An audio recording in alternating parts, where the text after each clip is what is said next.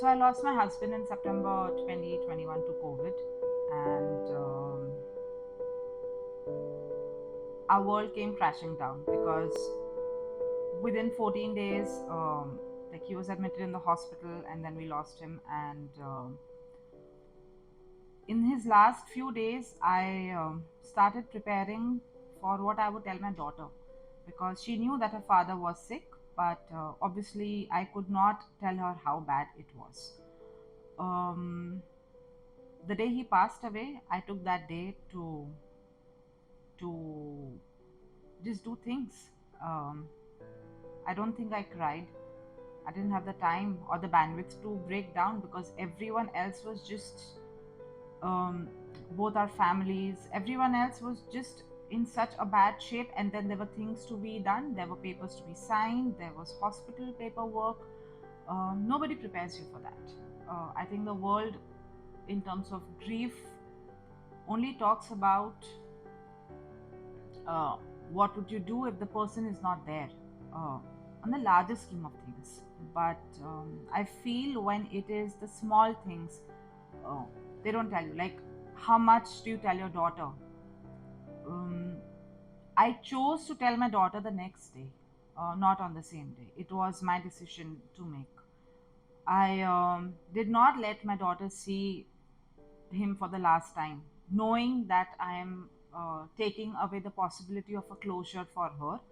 But there are few decisions that you need to start taking even when you're grieving, because grieving when you have a child is a luxury I don't think you can afford for a few months or even a year. And those are the decisions that I had to make. I did not have the person with whom I could have discussed all of this.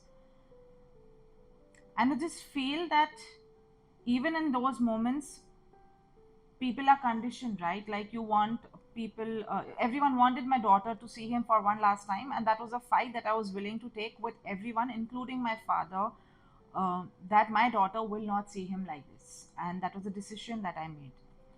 When I told my daughter about it the next day, I think that was the hardest thing to do. After that, I took her out for lunch and I took her for Hamley's. I gave her a letter that I said is from her father, knowing that that was the only way she would get some closure. After that, I feel my life has just been upside down. It has been difficult, it has been chaotic.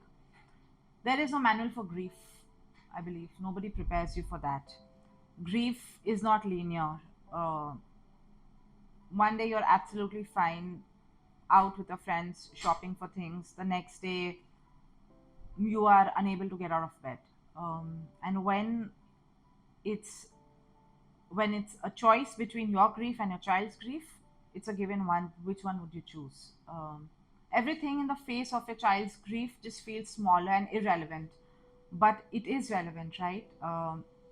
For an entire year, I don't think I broke down or I cried more than a handful of times because I had more important things to do. Um, my physical health got affected, my mental health got affected, because again I had put myself on a pedestal to do the right thing by my daughter, to do the right thing by the family. I'd have my superhero cape at all times. If you woke me up at 5 a.m. in the middle of the night and asked me to handle a crisis, I would do it with my eyes closed. If you'd ask me what was my plan for a Sunday afternoon, to chill, and I wouldn't know how to answer that. I stretched myself to a point where I couldn't anymore, and my health started suffering. My emotional health started suffering. I think all of last year has just gone between doctors, hospitals, and all of those because I did not prioritize my physical health. Not because I did not want, but I thought I had to look after something else, which was my family's grief and not mine. So I think my only saving grace has been therapy. I mean, I cannot emphasize enough on therapy, especially when you're going through something like this. That was one place where I could be vulnerable. That was one place where I did not have to think about someone else needs to take care of me. because when you've lost your husband, the world looks at you differently. You are looked at someone who is fragile, who is vulnerable. You are looked at someone who needs sympathy and empathy and pats on a back. Sure, it helps. It makes me feel nice that I am doing the right thing, because I feel I grieved very differently. But what about what comes after that? Because people have come with you, they have grieved, they have patted your back, and then they've gone living their life. My life doesn't stop there, it's only beginning. And the world expects you to just survive through and compromise, but I believe that as a human being, I also deserve the chance to thrive and not just survive. um, I think I was out and about celebrating a Diwali and Christmas and wearing the color red. And oh my God, I can't tell you how difficult was that choice for me. But I made it anyway because I knew that back home there was someone looking up to me. There were people who were looking up to me. But I think in all of that, I was looking uh, at myself to save myself, because there's no one else who's going to do that for me. So yeah, my relationship with grief has been very, very complex, and I don't think I would even have it any other way, because it's made me the person who I am today. I mean, uh, I do give myself the chance and the space to be happy now, which I did not earlier. And I have come a very, very long way from September 2021 to